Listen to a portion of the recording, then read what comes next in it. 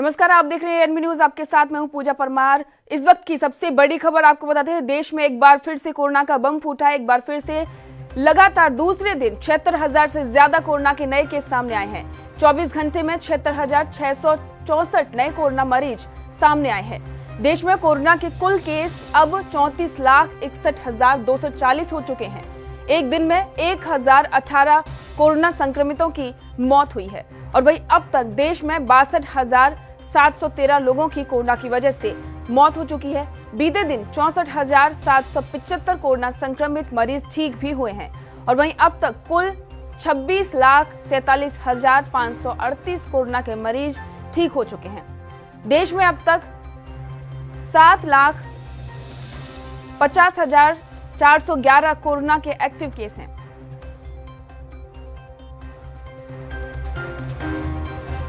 आपको बता दें कि देश में कोरोना के मरीजों का आंकड़ा अब 34 लाख को पार कर गया है और वहीं कोरोना के एक्टिव केसों की संख्या 7,50,411 है। दिल्ली से हमारे संवाददाता राजीव तिवारी हमारे साथ जुड़े हैं। राजीव, हर दिन कोरोना के नए केस सामने आ रहे हैं, वहीं एक बार दिल्ली में फिर से लगातार नए केस सामने आ रहे हैं, क्या अपडेट है?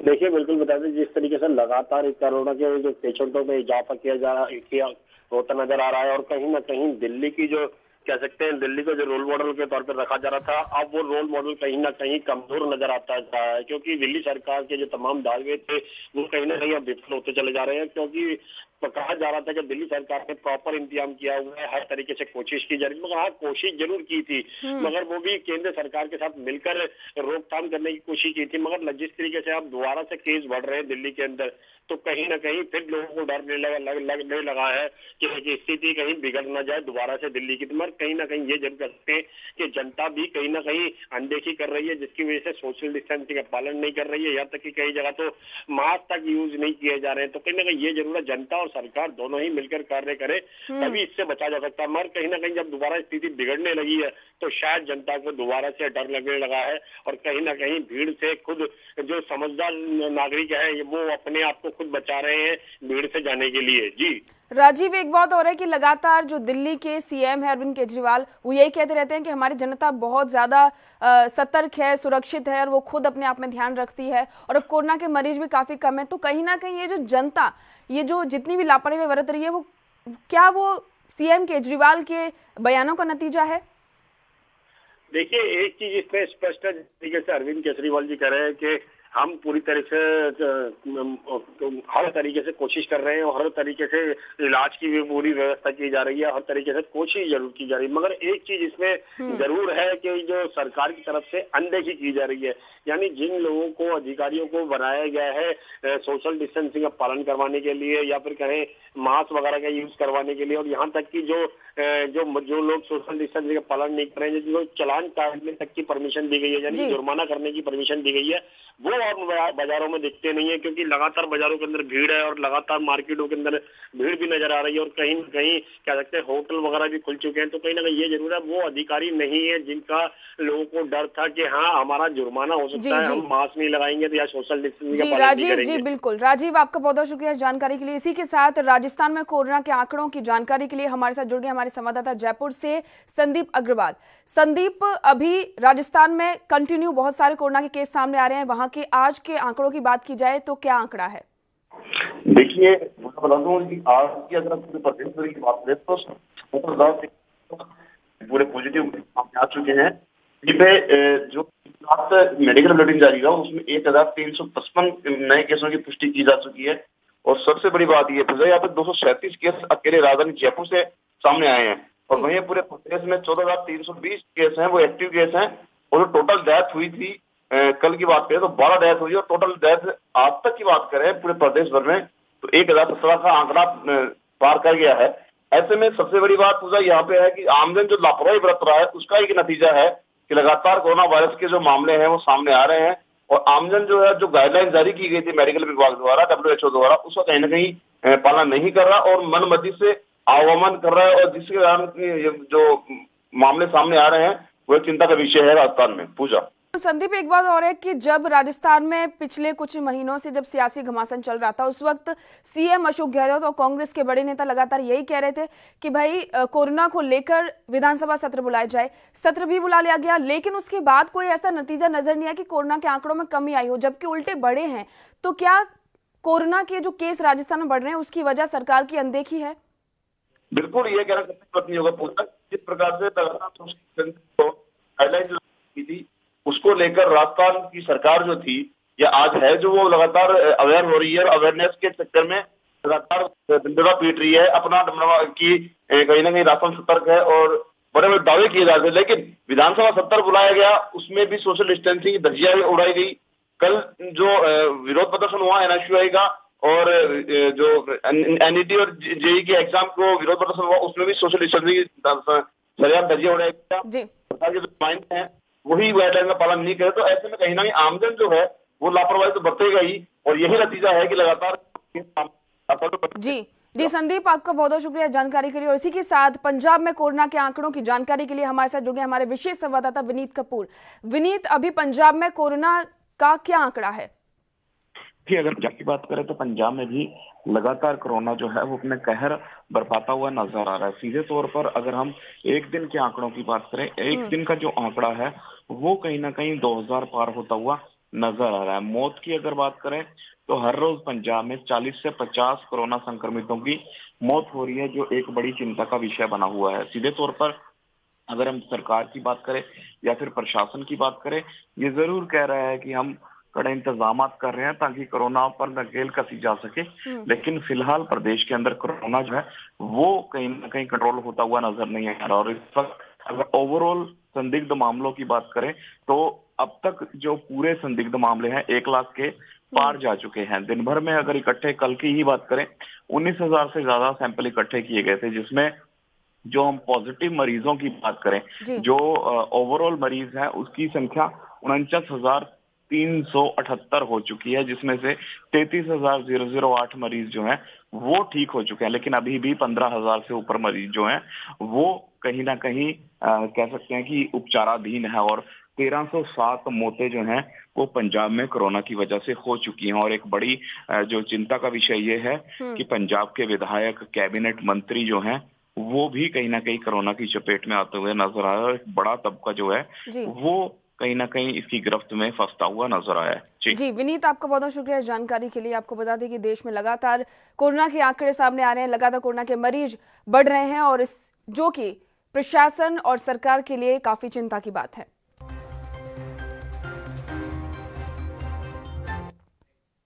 भारतीय टीम के सीमित ओवरों के एक मौजूदा खिलाड़ी के अलावा चेन्नई सुपर किंग्स के कई स्टाफ सदस्यों को कोविड-19 परीक्षण में पॉजिटिव पाया गया है, जिसके बाद इस फ्रेंचाइजी को आईपीएल से पहले टीम की क्वारंटीन अवधि बढ़ाने पर मजबूर होना पड़ा। चेन्नई की टीम दुबई के ताज में ठहरी है। जानकारी के मुताबिक कोविड-19 के सभी पॉजिटिव जांच के नतीजे टीम के यहां पहुंचने से पहले तीसरे और छठे दिन आए। आईपीएल का आगामी सत्र 19 सितंबर से शुरू होगा।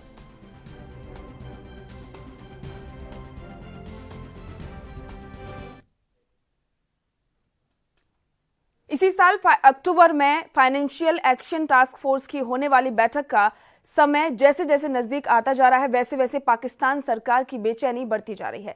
बेचैनी का आलम यह है कि प्रधानमंत्री इमरान खान को यह साफ साफ कहने पर मजबूर होना पड़ा कि अगर एटीएफ पाकिस्तान को प्रतिबंधित कर देता है तो उनके देश को अर्थव्यवस्था तबाह हो जाएगी। बता दें कि फाइनेंशियल एक्शन टास्क फोर्स की बैठक को लेकर तेज गहमागहमी का असर पाक के पीएम पर दिखाई दे रहा है। एक निजी चैनल को दिए गए साक्षात्कार में इमरान खान ने कहा कि भारत पिछले 2 वर्षों से पाकिस्तान पर एफटीएफ का प्रतिबंध लगवाने की कोशिश कर रहा है। अगर ये प्रतिबंध लग जाता है तो पाकिस्तान की अर्थव्यवस्था तबाह हो सकती है। पाकिस्तान की स्थिति ईरान जैसी हो सकती है, जिससे कोई अंतर्राष्ट्रीय वित्तीय संस्थान कारोबार नहीं करना चाहेगा।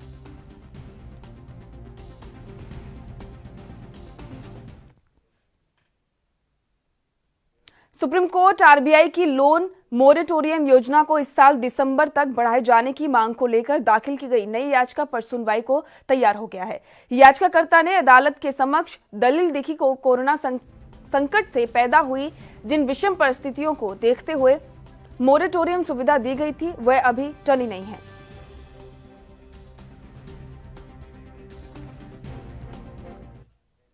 मध्य प्रदेश की 27 विधानसभा सीटों पर उपचुनाव होना है। इनमें सर्वाधिक 16 सीटें ज्योतिरादित्य सिंधिया के गढ़, ग्वालियर, चंबल संभाग में है। इन सभी सीटों पर अनुसूचित जाति का बड़ा वोट बैंक है और अंबा, गोहद, करैया, भांडेर और अशोकनगर विधानसभा सीटें तो अनुसूचित जाति के लिए ही आरक्षित हैं। इस वोट बैंक को अपने पक्ष में करने के लिए कांग्रेस नई रणनीति पर काम कर रही है। कांग्रेस सिंधिया के प्रभाव वाले पूरे क्षेत्र में उन्हें गद्दार बनाने के बाद अब उन पर अनुसूचित जाति विरोधी होने का आरोप लगा रही है।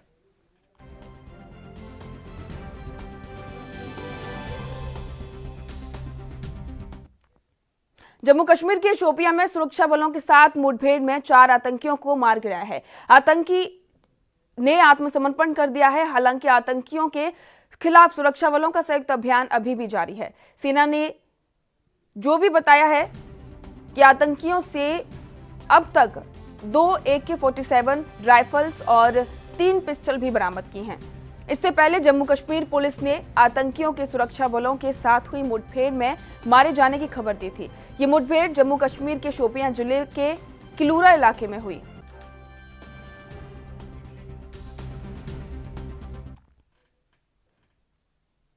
और अब वक्त हो गया एक छोटे से ब्रेक का। ब्रेक के बाद जल्द लौटेंगे कुछ और खबरों के साथ।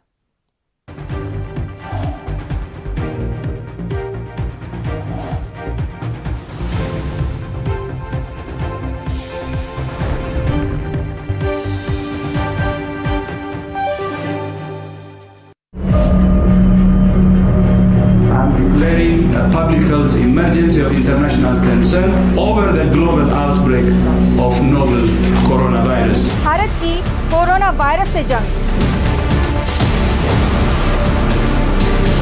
आपको चाहिए पूरी जानकारी के लिए भरोसेमंद जरिया।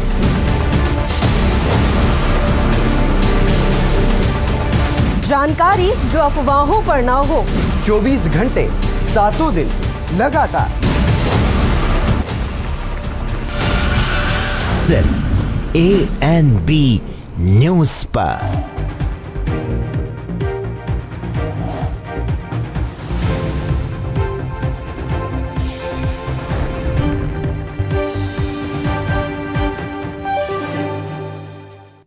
ब्रेक के बाद स्वागत है आपका। बढ़ते अगली खबर की ओर। नीति आयोग ने छत्तीसगढ़ राज्य की एक बार फिर सराहना की है। प्रदेश के नक्सल प्रभावित और आदिवासी बहुल आकांक्षी जिला नारायणपुर के नेटवर्क विहीन क्षेत्रों में जिला प्रशासन और गांव के शिक्षित युवक युवतियों की सामुदायिक सहायता से संचालित पढ़ई तुहर दुहार योजना की सराहना की है। सामुदायिक भवन और घर में कोरोना के निर्देशों का पालन करते हुए बच्चों को शिक्षा दी जा रही है। नीति आयोग ने नारायणपुर में राज्य शासन की पढ़ई तुहर द्वार योजना के अंतर्गत कोरोना काल में बच्चों तक शिक्षा पहुंचाने की प्रशंसा की और इसे अपने आधिकारिक ट्विटर हैंडल से ट्वीट किया। राज्य के सीएम भूपेश बघेल की पहल से ऑनलाइन शिक्षा व्यवस्था के रूप में महत्वाकांक्षी योजना का क्रियान्वयन किया जा रहा है। इस व्यवस्था से राज्य में करीब 22 लाख छात्र छात्राएं और करीब 2 लाख शिक्षक अध्यापन से जुड़े हैं।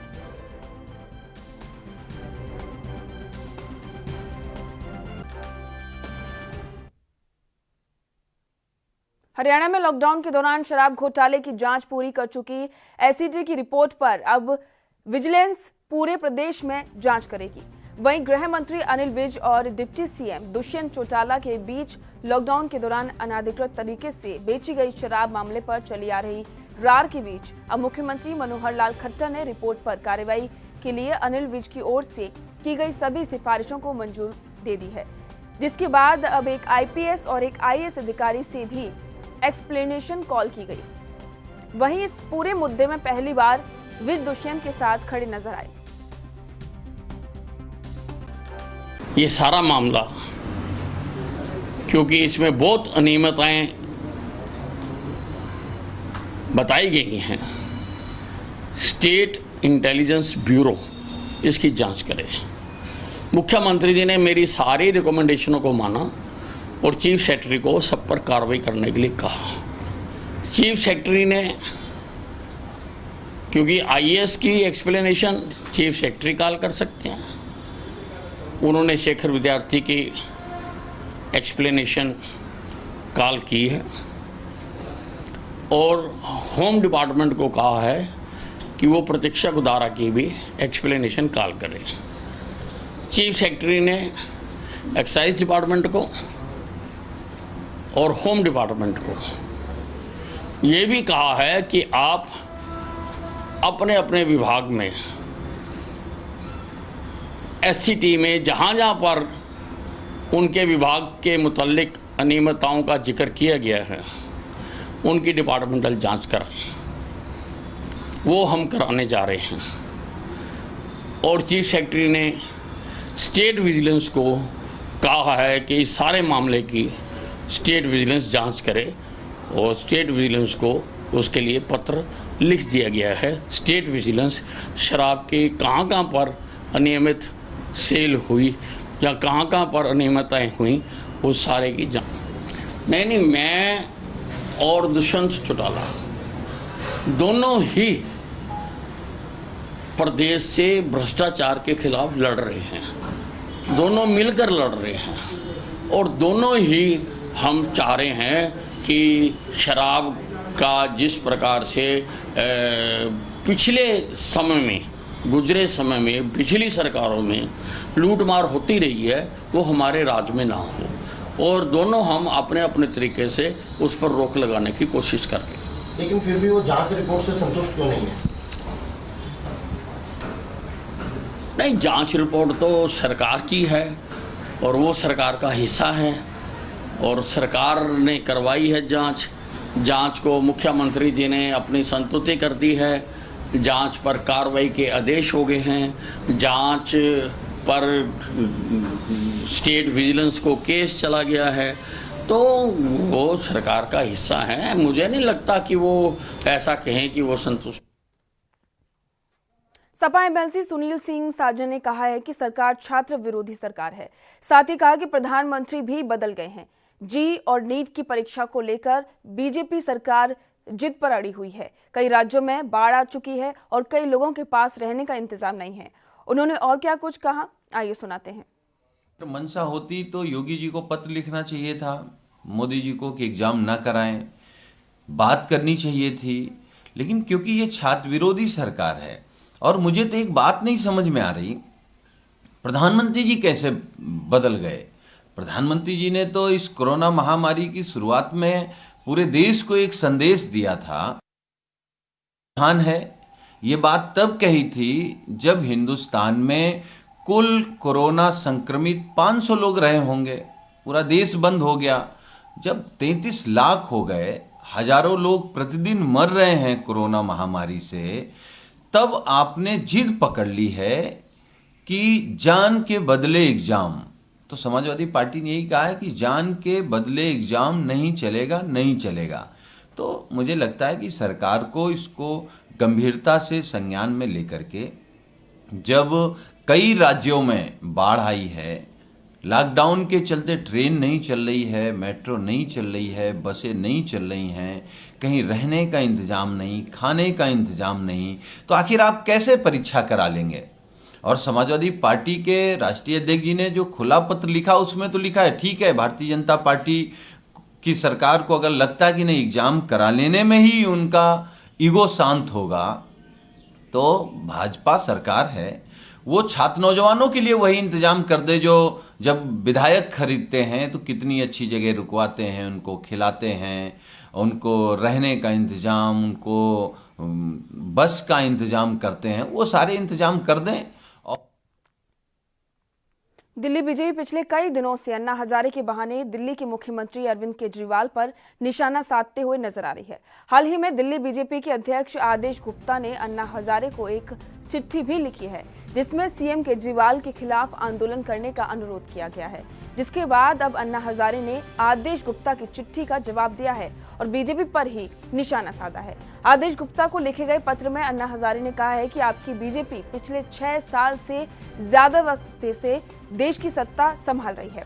आपकी पार्टी में बड़ी संख्या में युवक होते हुए और विश्व में सबसे ज्यादा पार्टी सदस्य होने का दावा करने वाली पार्टी के नेता मंदिर में 10 बाय 12 फीट के कमरे में रहने वाले 83 साल के अन्ना हजारे जैसे फकीर आदमी को, जिसके पास धन दौलत और सत्ता नहीं है, ऐसे आदमी को दिल्ली में आंदोलन करने के लिए बुला रही है। इससे ज्यादा दुर्भाग्यपूर्ण बात और क्या हो सकती है।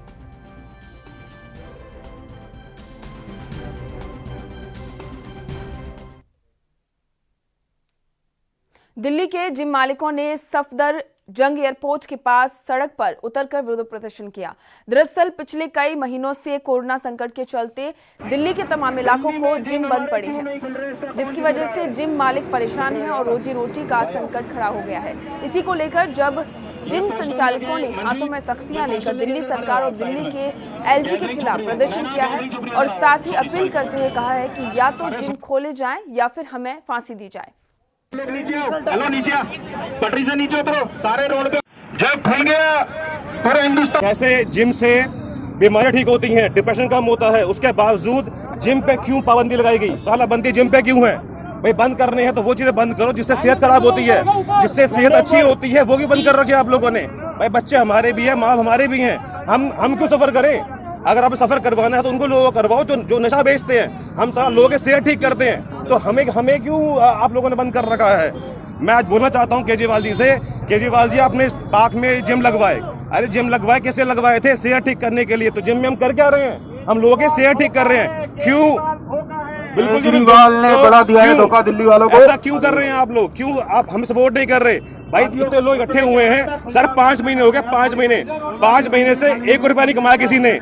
सबके घर में माँ बहन बच्चे हैं, क्यों नहीं? बस सब बोलो केजरीवाल, केजरीवाल, केजरीवाल, केजरीवाल, केजरीवाल। मुंबई में पिछले दिनों जाने माने फिल्म अभिनेता महेश मांजरेकर को उनके मोबाइल पर अबू सलीम के नाम पर एक मैसेज आया, जिससे उनसे 35 करोड़ रुपए की मांग की गई थी। इसकी शिकायत उन्होंने हफ्ता वसूली विरोधी पथक में दर्ज कराई थी। इस मामले में पुलिस ने मामला दर्ज कर जांच शुरू कर दी है। वहीं हफ्ता वसूली विरोधी पथक ने जांच शुरू की। इस मामले में पुलिस ने मिलिंद तोरस्कर नाम का एक व्यक्ति को रत्नागिरी से गिरफ्तार किया है और उसे कोर्ट में पेश किया, जहां न्यायाधीश ने 2 सितंबर तक पुलिस हिरासत में उसे भेज दिया है। पुलिस ने बताया कि उससे आरोपी ने अपना अपराध कबूल कर लिया है। पुलिस ने उसके पास से सिम कार्ड और मोबाइल बरामद किया है, जिससे मैसेज भेजकर 35 करोड़ मांगे गए थे। पुलिस के मुताबिक वो लॉकडाउन के पहले छोटा मोटा काम कर रहा था।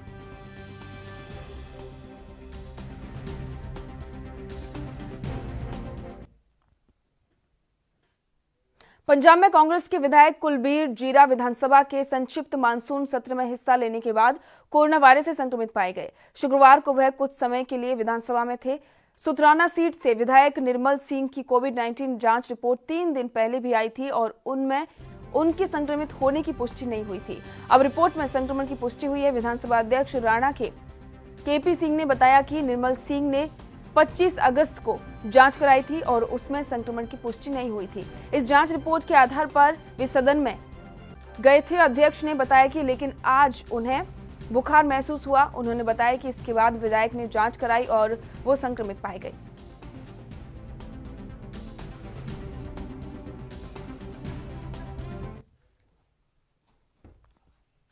और इसी के साथ इस बुलेटिन में फिलहाल इतना ही। देश दुनिया की तमाम खबरों को जानने के लिए देखते रहिए ANB न्यूज। नमस्कार।